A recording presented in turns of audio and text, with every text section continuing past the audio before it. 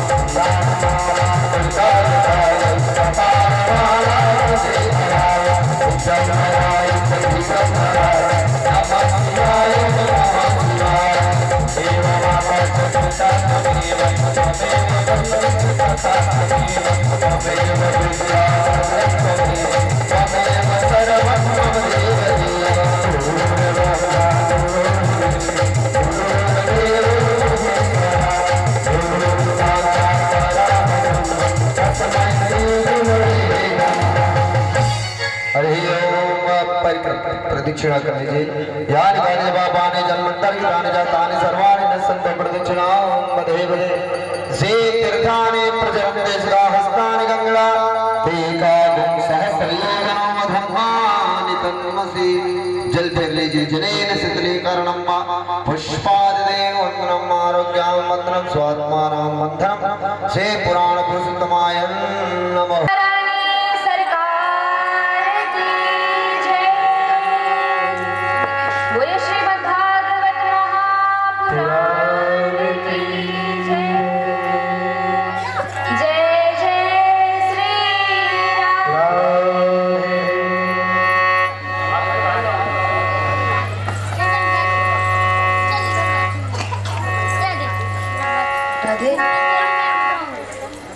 राधे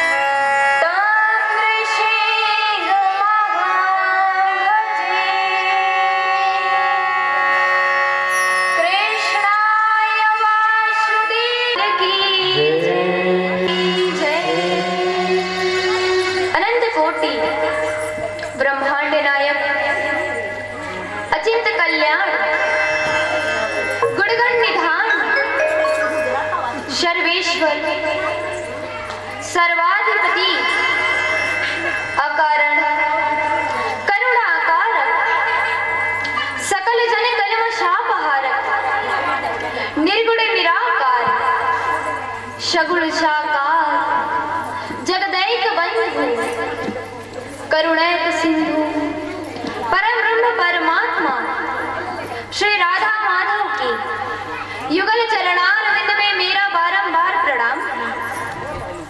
अहेतुक करुणाकार और भागवत जी के वांग्मय स्वरूप को मेरा कोटि कोटि प्रणाम और सभी भक्त जनों को और मेरे संगीतकार भाइयों को और आचार्य जी महाराज को व्यास मंच की ओर से जय जय श्री राधे, जय जय श्री राधे, जय जय श्री राधे श्याम करते हैं।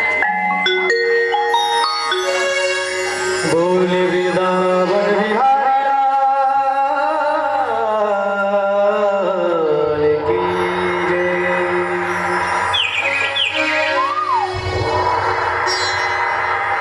शुभम केशवम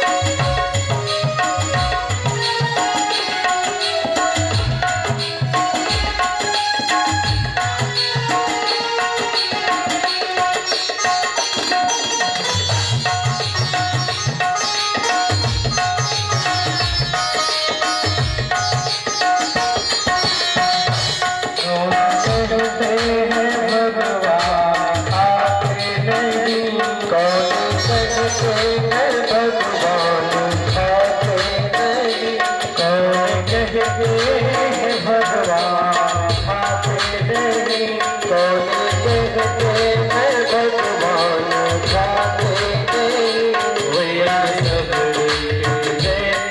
खिलाते नहीं, भैया सब जैसे खिलाते नहीं। अच्युतम केशवम कृष्ण दामोदरम, अच्युतम केशवम कृष्ण दामोदरम। आप सभी राम नारायणम जानकी। ताली बजाते हुए, मेरा हाथ ऊपर करके ताली बजाते हुए।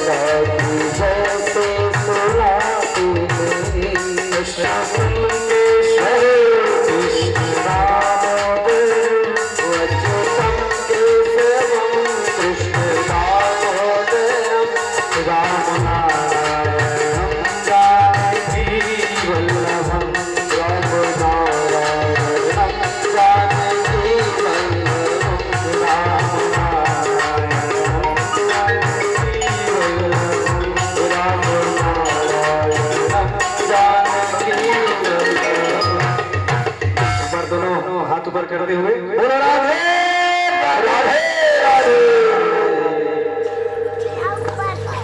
आइए हम सभी का तीसरा जन्म हुआ। सौभाग्य से इस बार भी नाम उनका भरत ही पड़ा, जिनके घर पर 9 पुत्र थे और 10वें पुत्र भरत जी महाराज थे। उनके माता पिता तो उन्हें गायत्री मंत्र, कर्मकांड, पूजा पाठ करना सिखाते थे, परंतु भरत जी महाराज ने देख लिया था कि मैंने मृग का चिंतन किया तो मृग बन गया। अगर मैं पिताजी को गायत्री मंत्र सुना दिया फिर वे मुझे कर्मकांड पढ़ाएंगे, घर घर पूजन के लिए भेज देंगे। उन्होंने गायत्री मंत्र याद करके नहीं सुनाया, इसीलिए भरत जी ने उनका पिताजी ने उनके नाम जड़ भरत रख दिया। जड़ का अर्थ क्या होता है? मूर्ख। जड़ भरत रख दिया उनका नाम, सभी उन्हें जड़ भरत ही कहने लगे। अगर आप इस संसार के काम नहीं रहोगे ना तो आपको धुतकार दिए जाएंगे। उसी प्रकार इस संसार में सभी व्यक्ति मनुष्य हैं, इनके मतलब के रहोगे, सभी स्वार्थ से ही प्रेम करते हैं, तभी तक तो अपना अपना करेंगे, और जैसे ही उनका काम निकल गया आप कौन तो मैं कौन कर देते थे। भरत जी महाराज गूंगे बहरे लूले के समान रहने लगे। कहीं उन्हें भोजन मिल जाता तो वे ग्रहण कर लेते, परंतु कभी किसी से वे मांग कर नहीं खाते। गांव वाले तो उनसे कांटात थी। अपने भाई को इन्होंने घर से बाहर निकाल दिया। भरत जी महाराज वे गूंगे के समान रहते, किसी से बात भी नहीं करते। जब भाइयों को पता चला हम तो काम कराते हैं पर गांव वाले भी इनसे काम कराते हैं, उन्हें अपने घर में ले आए। भाभीियों ने उनसे जूठा बर्तन धुलवाया और बचा खुचा बासी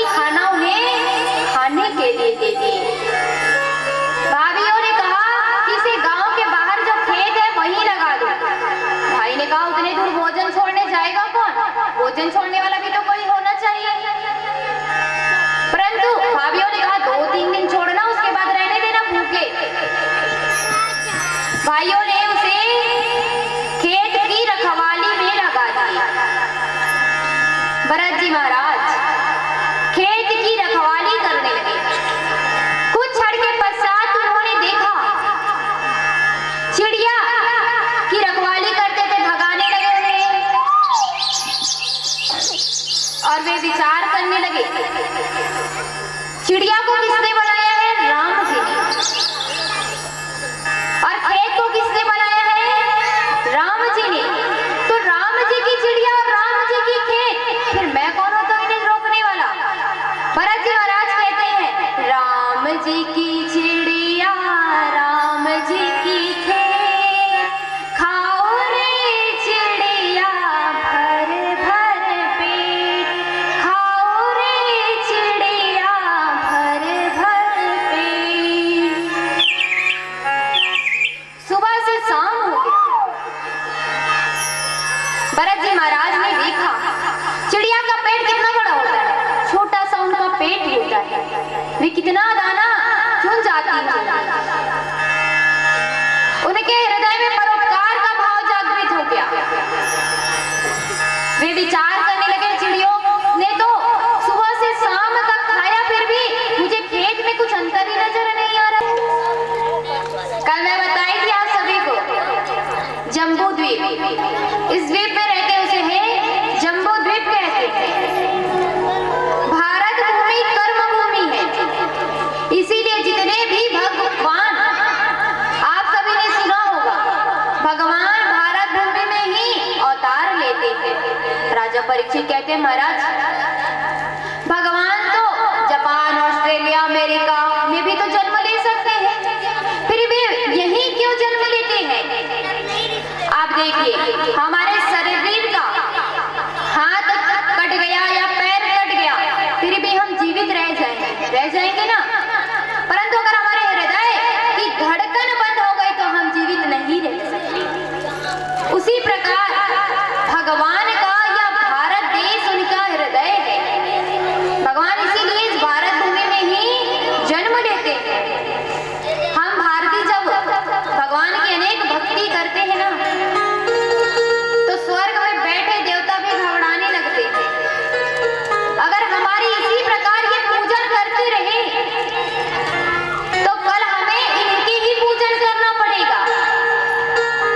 अगर आपका ही कोई कर्मचारी अधिकारी बन जाए तो जलन तो होगी, उसी प्रकार देवताओं को भी होता है। और मनुष्यों की कर्म भूमि नहीं होती है, उनकी होती है भोग भूमि। जितने पुण्य किए हैं उनको भोगो, उसके पास वे लौट जाओ।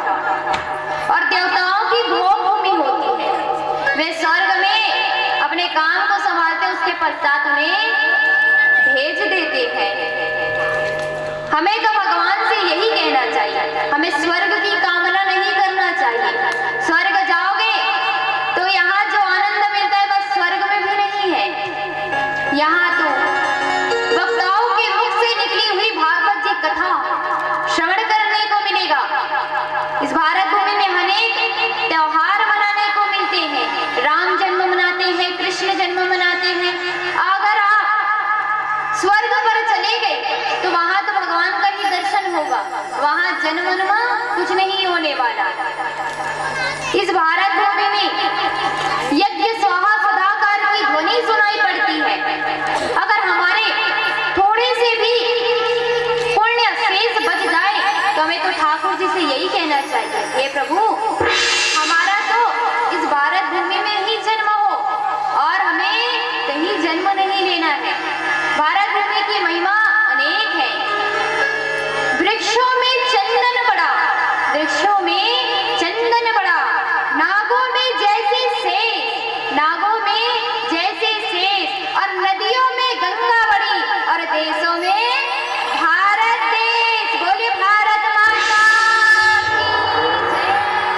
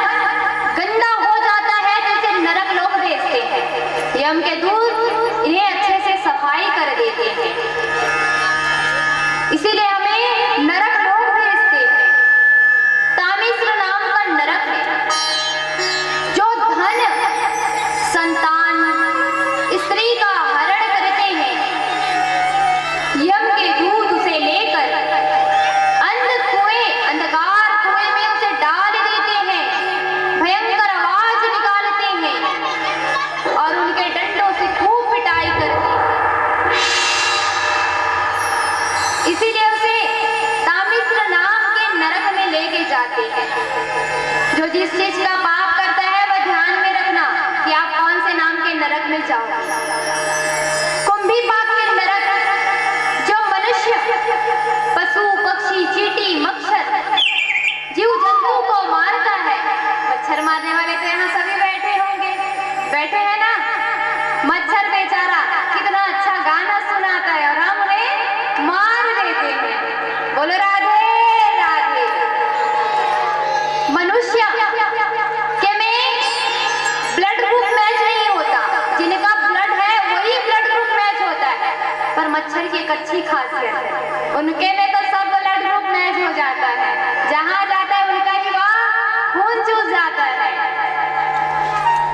दो प्रकार के पाप होते हैं। देखिए, शुष्क पाप किसे कहते हैं? जो हमसे अनजाने में हो जाते हैं। हमें हमारे पैर के नीचे छोटे मोटे जीव जंतु जब कर मर जाते हैं, जिन्हें शुष्क पाप कहते हैं। और आर्ध पाप जो हम जानबूझकर करते हैं। और जानबूझकर कौन से पाप करते हैं? जीवों की हत्या, मांसाहारी का आहार करते हैं। और कई लोग कहते हैं कि अंडा शाकाहारी है। वाह, शाकाहारी कैसे हुआ? अगर अंडे को आप खाओगे नहीं तो उनके अंदर से तो एक माँ का लाल निकलेगा ना, तो वह शाकाहारी नहीं हो सकता है।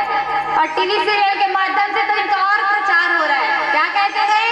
संडे हो या मंडे, और ऊपर जाके पड़ेंगे डंडे।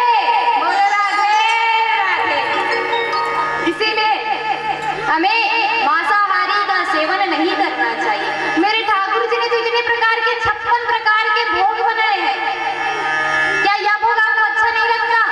जो मांसाहारी का सेवन करते हैं, तो बेजुबान जानवरों को, पशु पक्षी को मारना बंद करो। मेरा आप सभी से अनुरोध है।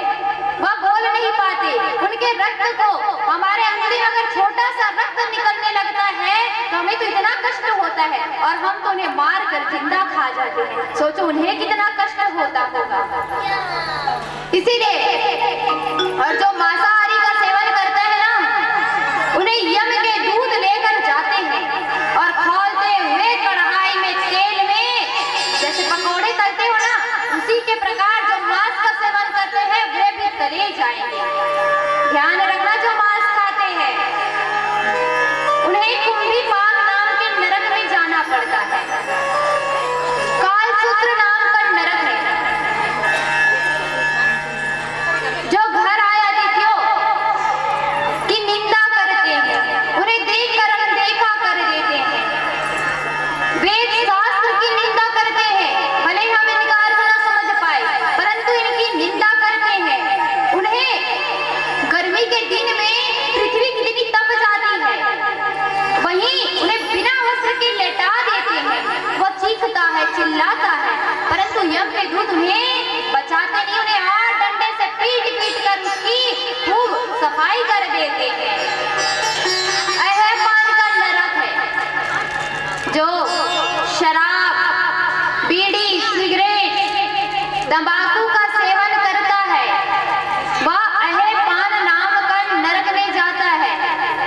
यम के दूत उन्हें पृथ्वी में गिरा देते हैं, और गिराते बस नहीं है, अपने पैर उनके छाती में रख देते हैं, जिनसे उनका मुख खुल जाता है, और गरम गरम लोहे के मावा को उनके मुख में डाल देते हैं।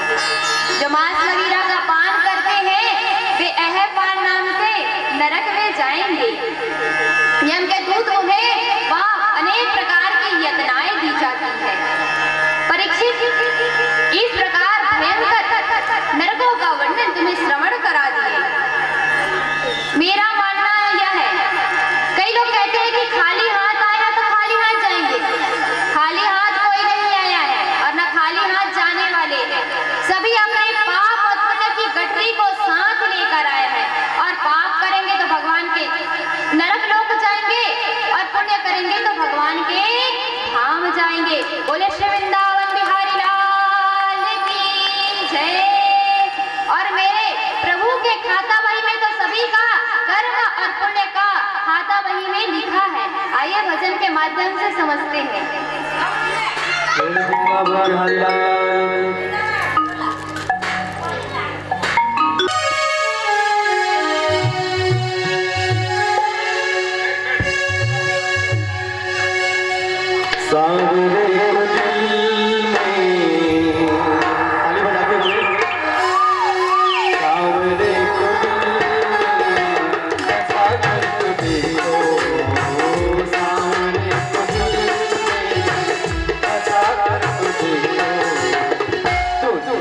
से मन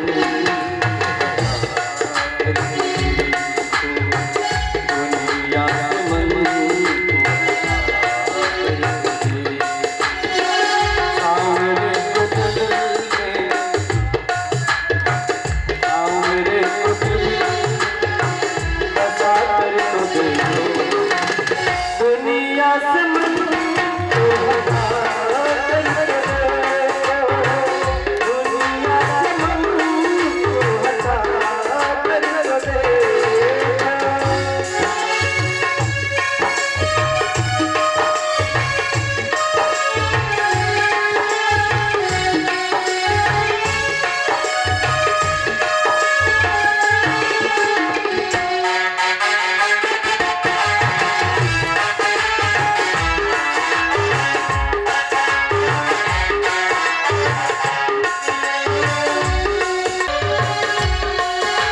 मेरा जैसे सिर है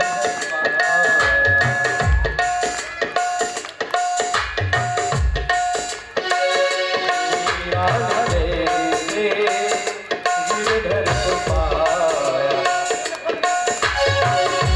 मेरा जैसे गिरधर को पाया प्याला जहर का अमर बना प्याला जहर का अमर बनाया मीरा जहर मिटा कर तो देखो मीरा जहर मिटा कर तो देखो बस गवार बिना मेरा कर देखो बस गवार बिना मेरा कर देखो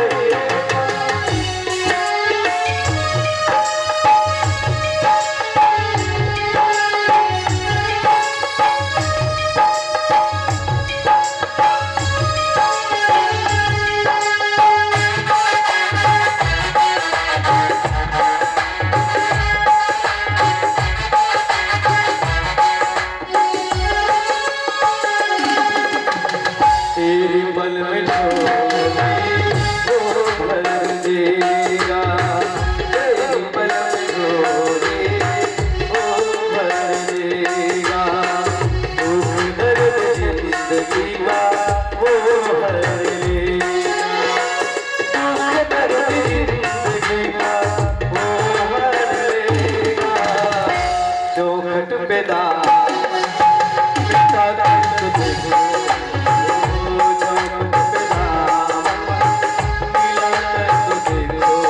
दुनिया से मन को हटा कर देखो दुनिया से मन को हटा कर देखो सावरे के दिल में प्यारे के दिल में बसा कर तो देखो दुनिया से मन को हटा कर देखो दुनिया से मन को हटा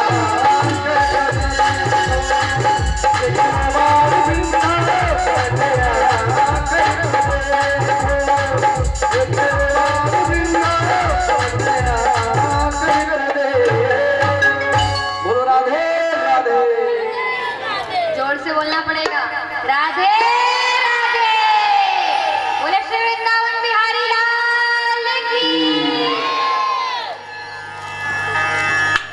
राजा परीक्षित कहते हैं महाराज बस करो मुझे बहुत भय होने लगा राजा परीक्षित कहते हैं मनुष्य तो अपने मनवाड़े से ही कर्म करता है पाप करते हैं तो यदि वह इसी जन्म में उसका प्रयासित कर ले तो उसे भयंकर नरक में नहीं जाना पड़ेगा राजा परीक्षित कहते हैं महाराज मनुष्य पाप करेगा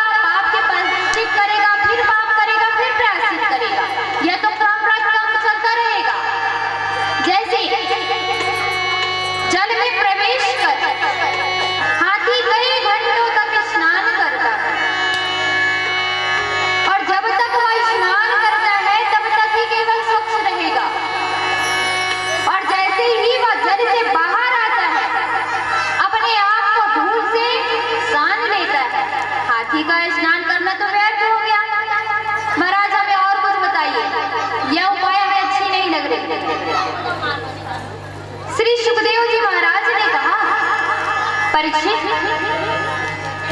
के चित केवल्या भक्त्या वासुदेव परायणा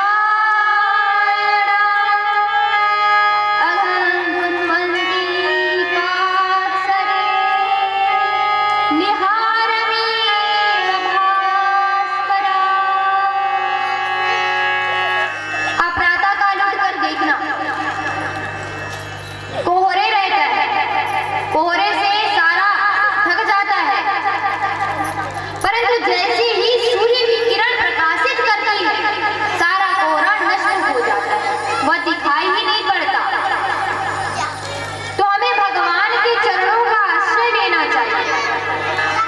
परीक्षित, अगर एक बार जिस व्यक्ति ने भगवान के चरणारविंद मकरंद का पान कर लिया ना महाराज, फिर तो उसे स्वप्न में भी उनके दूध के दर्शन नहीं होते, फिर तो नरक की बात ही क्या है। श्री सुखदेव जी महाराज ने कहा, परीक्षित मैं तुम्हें एक पुरातन इतिहास सुनाता हूं। कान्यकुब्ज नगर कन्नौज में एक अजामिल नाम का ब्राह्मण रहता था। अजामिल का अर्थ होता है अजामायम इति यस्य सः अजामिल, जो ब्रह्मा से न मिले परंतु माया से मिल जाए, इस जीव को ही अजामिल कहते हैं। यह ब्राह्मण था, सबके घर पूजन पाठ कराने जाता था, वृद्धों की सेवा करता था, अतिथिगणों का सेवा करता था। एक दिन इनके पिताजी ने कहा, पुत्र जाकर वन से शमीधा ले आ, समीधा लकड़ी, समीधा लेकर आ जा। अजामिल तो समीधा लेने के लिए चले गया। जब मार्ग में लौट रहा था तो एक वैश्या स्त्री को क्षत्रिय पुरुष के साथ रथ देख लिया, जिससे उनका मन बिगड़ गया और वह आकर घर में विचार करने लगा, मुझे वह स्त्री कैसे प्राप्त हो।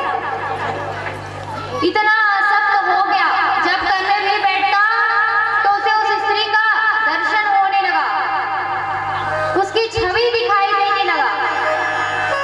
जब तब कछु न होहि केहि काला, हे विधि मिलई कवन विधिवाला। कि जब तक मैं संतों का दर्शन न कर लूं तब तक मैं भोजन को मुख से भी नहीं लगाऊंगा। ऐसा संकल्प ले लिया उन्होंने।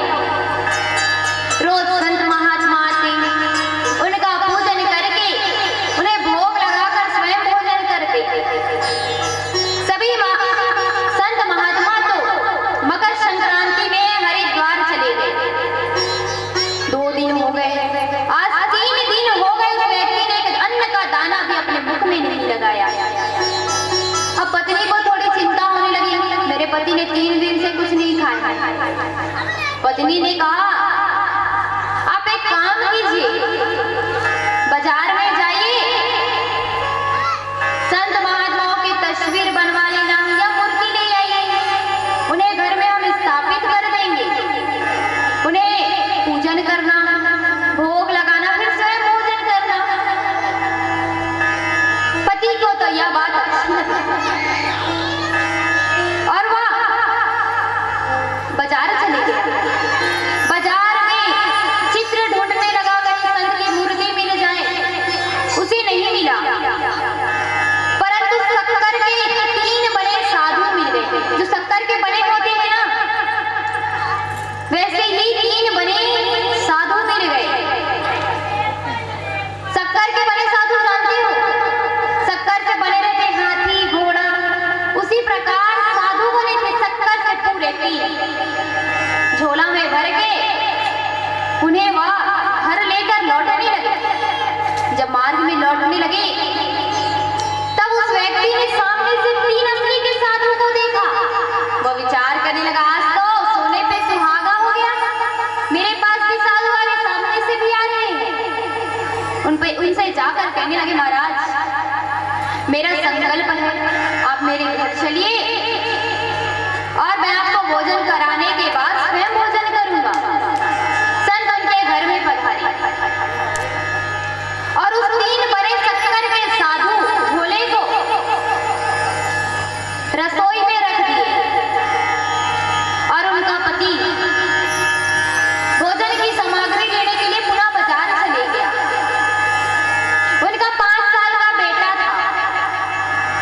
वह रसोई में गया, रसोई में देखा तो 3 बने शक्कर के साधु हैं। अब बच्चे के मुंह में तो पानी आ गया और वह विचार करने लगा, अब असली साधु तो बाहर आ गए, क्यों ना हम इन्हें खा ले। अपनी माता से कहने लगा, मम्मी मम्मी एक साधु खा लो। मम्मी काम कर रही थी उनकी, फिर से कहा मम्मी मम्मी एक साधु खा लो। बाहर बैठे संतों ने सुना, ये बालक इसे खाने की बात कर रहा है, इसे देखो तो 5 साल का बालक संतों को खाने का बात कर रहा है। कुछ देर बैठे फिर बालक ने कहा, मम्मी मम्मी एक साधु खा लो। उसकी माता को क्रोध आ गया, उन्होंने कहा अभी नहीं, जब तुम्हारे बाबा आ जाएंगे एक साधु तुम खाना, एक साधु मैं खाऊंगी और एक साधु तुम्हारे बाबा खाएंगे। बाहर बैठे संतों ने सुना, अभी तक तो बालक ही कह रहा था संतों की खाने की बात, अब तो उनके बाबा का ही इंतजार है, क्यों ना हम यहाँ से जल्दी से निकल जाते हैं। वे निकलने लगे, जैसे ही बाहर के सीढ़ी पर पहुंचे, बाजार से गया हुआ व्यक्ति आ गया, उन्हें देखकर ऐसी भाग लगाई धोती को उठाकर, वह व्यक्ति चिल्लाने लगा, महाराज मैं 3 दिन से भूखा हूँ, रुक जाओ। साधुओं ने एक दूसरे के शकल को देखने लगे और कहने लगे, हम भी तो 3 ही हैं, ये भी हमें खा ही जाएंगे। बोलो राधे राधे। देखिए संतों को लगा कि हम तो गलत घर पर आ गए, पर वह गलत घर नहीं था, बात के कारण उन्हें लगने लगा। अभी यहाँ भी संतों को लग रहा है तो गलत घर पर आ गए हैं, पर उनके कल्याण करने के लिए उन्होंने रात्रि भर भजन किया। तुलसी का माला धारण करेंगे, अगर आप सोने का माला धारण करेंगे तो किसकी नजर रहेगी पता है आपको? किसकी? चोर की नजर रहेगी। और तुलसी माला धारण करोगे ना तो मेरे ठाकुर जी की नजर से।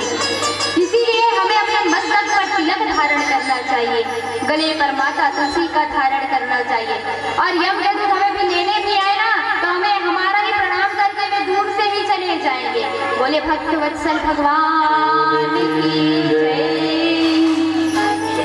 राजा परीक्षित श्री सुखदेव जी महाराज से पूछते हैं, आपने हमें गुरु जी के चरित्र और वंश का वर्णन तो श्रवण कराया महाराज, उनके आगे क्या हुआ यह श्रवण कराओ। प्रचेता गणों की पुत्री वार्षी का विवाह दक्ष प्रजापति के साथ हुआ, जिन्होंने पंचकन्या असिकनी से 10,000 पुत्रों को जन्म दे दिया। और दक्ष ने कहा, आपका ध्यान कहाँ है? बोलो राधे राधे। दक्ष ने 10,000 पुत्रों को जन्म दिया और उनसे कहा, पुत्र तुम जाकर सृष्टि करो। और पुत्र तो सृष्टि करने जाने लगे, मार्ग में नारद जी मिल गए। नारद जी ने कहा, पुत्र सृष्टि करना चाहते हो? हमारा सृष्टि करना चाहते हैं, पहले मेरे 3 प्रश्नों का उत्तर दो तभी जाकर सृष्टि करना। नारद जी ने 3 प्रश्न किए। एक ऐसा नदी का नाम बताओ जो दोनों ओर बहती हो, किसी को पता है क्या? पता है? एक ऐसा देश का नाम बताओ जहां हम जाने के बाद लौट नहीं सकते। एक ऐसा हंस का नाम बताओ जो विचित्र भाषा बोलता हो। 10,000 पुत्रों ने कहा, महाराज आप ऐसा प्रश्न कर रहे हो, यह प्रश्न हम पहली बार सुन रहे हैं, फिर इनका उत्तर कहां से पता होगा? नारद जी ने सभी को दीक्षा दे दी और उन्हें प्रश्न को समझाया। दोनों ओर बहने वाली नदी का नाम है माया, जो एक और सृजन भी करती है और एक और संहार भी करती है। प्रभु एक और सृष्टि करते हैं और दूसरी ओर संहार कर देते हैं। मोक्ष नाम का ऐसा देश है, मुक्ति, अगर हमें एक बार मुक्ति मिल जाए ना तो इस जन्म मरण के चक्रव्यूह से हम सदा के लिए चले जाएंगे, फिर यहाँ हमें दोबारा नहीं आना पड़ेगा। मोक्ष है ऐसा देश।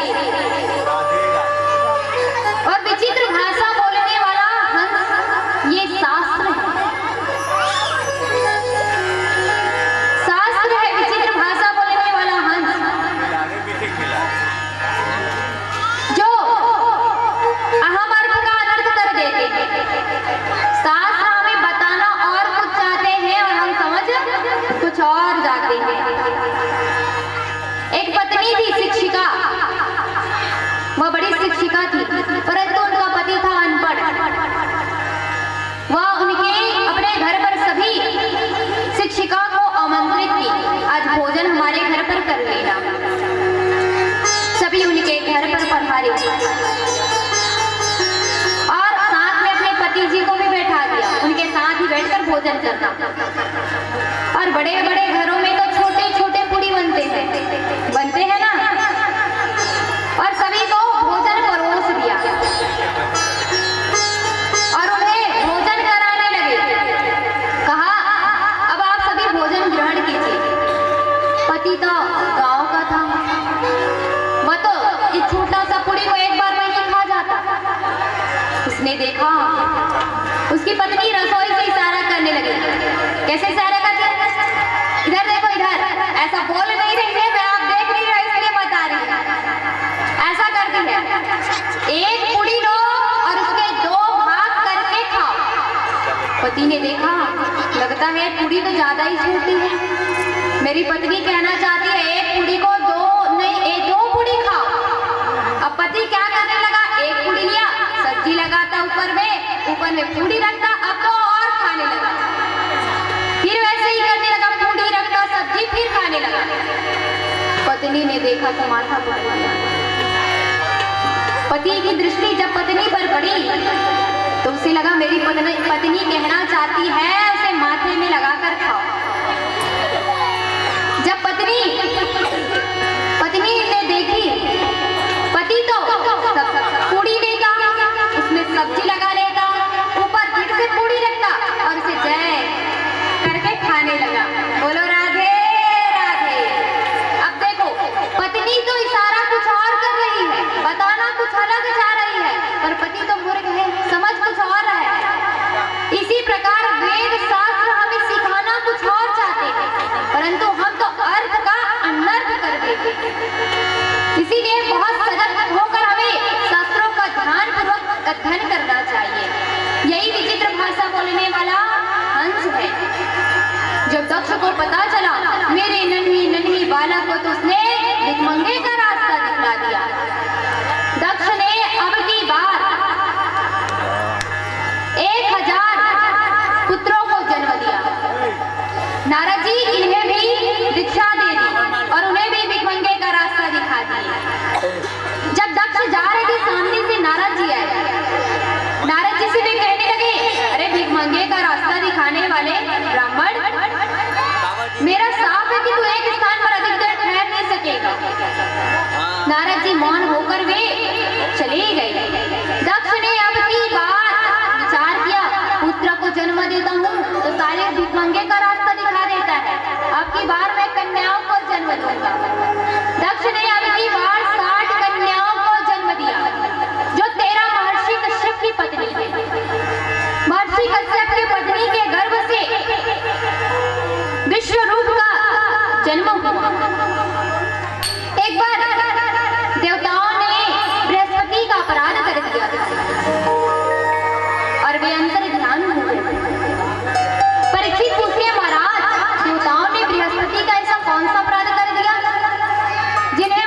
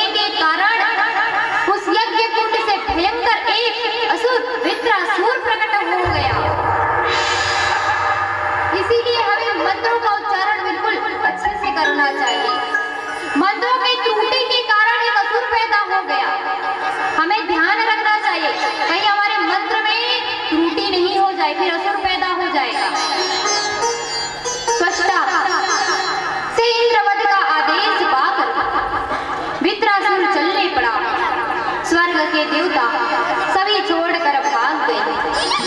घबराए घबराए भगवान नारायण के पास गए। उन्होंने कहा, महाराज अब आप ही हमारी रक्षा कीजिए, हम क्या करें। भगवान नारायण ने कहा, एक ही मार्ग है, दधीचि मुनि के वज्र हड्डियों से वज्र बनेगा, उसी से तुम उनका परास्त होकर सकते हो। देवतागण सभी मिलकर दधीचि मुनि के पास गए और उनसे कहने लगे, महाराज हम आपसे आपकी अस्थि मांगते हैं। दधीचि मुनि बड़े जोर जोर से हंसने लगे और कहने लगे, महाराज देवताओं तुम अपना काम बनाने में बड़े निपुण हो। मनुष्य को सबसे प्रिय उनका शरीर होता है, वो अपने अस्थि का दान कैसे कर सकते हैं। देवतागण कहने लगे, महाराज अगर देने वाले का कष्ट समझ सके तो कभी मांगते ही नहीं, और मांगने वाला भी देने वाले का कष्ट समझ सके तो वह कभी देने से मना नहीं करेगा। दधीचि मुनि प्रसन्न हो गए। परोपकाराय फलन्ति दीक्षा, परोपकाराय वहन्ति नः, परोपकाराय दुहन्ति गावा, परोपकाराय मृदं शरीरम्। ये जो हमारा शरीर है ना, यही परोपकार के लिए है, और ये जो नदियां बहती है ये भी परोपकार के लिए है, और जो गाय दूध देती है यह भी परोपकार के लिए ही है, और जो हमारा शरीर है और संतों का शरीर हो गया यह भी हमारे परोपकार के लिए है।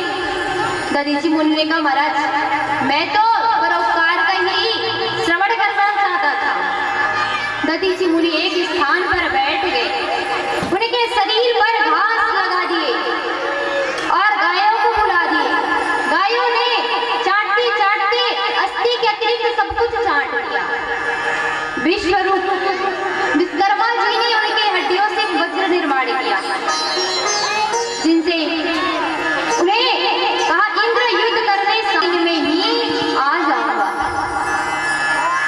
परंतु स्त्री को यह भी नहीं पता था कि 10 दिन किसे कहते हैं। महाराज उनके पति ने दीवार पर 10 रेखा खींची और कहा, प्रातःकाल उठते ही इनमें से एक एक रेखा को मिटाते जाना, और जैसे ही सारे रेखा मिट गए तो मैं तुम्हारे सामने आ जाऊंगा।